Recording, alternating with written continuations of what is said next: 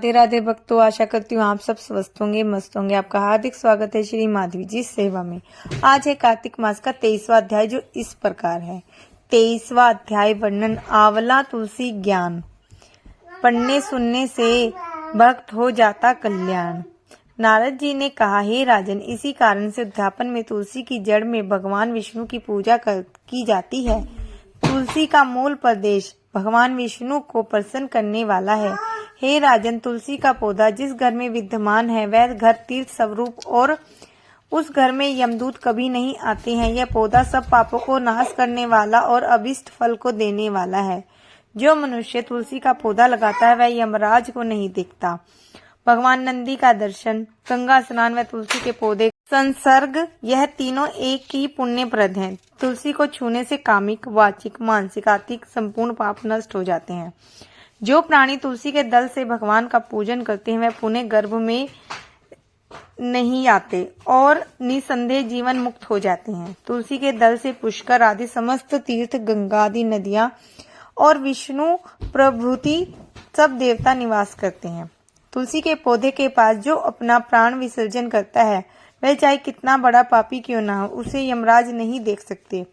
हे राजन, जो लोग तुलसी के काष्ठ का चंदन लगाते हैं वह सहज में मोक्ष को प्राप्त होते हैं। उनके द्वारा किए गए पाप उनके शरीर को स्पर्श नहीं कर पाते हैं। हे राजन, तुलसी के वन की छाया हो वहां पर पितरों को श्राद्ध करना चाहिए। वहां पर पितरों के निमित्त दिया हुआ दान हमेशा के लिए अक्षत होता है। आंवले के वृक्ष की छाया में जो प्राणी पिंड दान करते हैं उनके पितर यदि नरक की यातना भी भोग रहे हो तो मुक्त हो जाते हैं। सिर, हाथ, मुंह और देह में जो आंवले को धारण करते हैं उनको विष्णु रूप जानना चाहिए। आंवले के फल और तुलसी के दलों को पानी में मिलाकर जो प्राणी स्नान करते हैं उन्हें गंगा स्नान का फल मिलता है। जो मनुष्य आंवले के पत्तों और फलों से देवताओं का पूजन करते हैं उन्हें स्वर्ण, मणि और मोतियों द्वारा पूजन का फल प्राप्त होता है। कार्तिक मास में सब तीर्थ, ऋषि, देवता और सब यज्ञ जब सूर्य तुला राशि में होता आंवले के वृक्ष में वास करते हैं।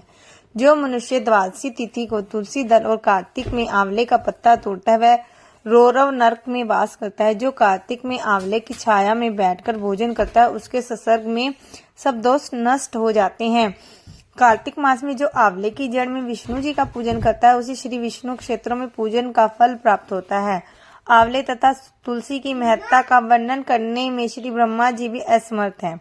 इसलिए धात्री और तुलसी जी की जन्म कथा सुनने से मनुष्य अपने वंश सहित भक्ति को पाता है। ये था कार्तिक मास का 23वां अध्याय। और भक्तों, अगर आपको ये वीडियो पसंद आती है तो प्लीज लाइक, शेयर, सब्सक्राइब करें। राधा रानी आप सब पर कृपा बनाए रखे। राधे राधे भक्त।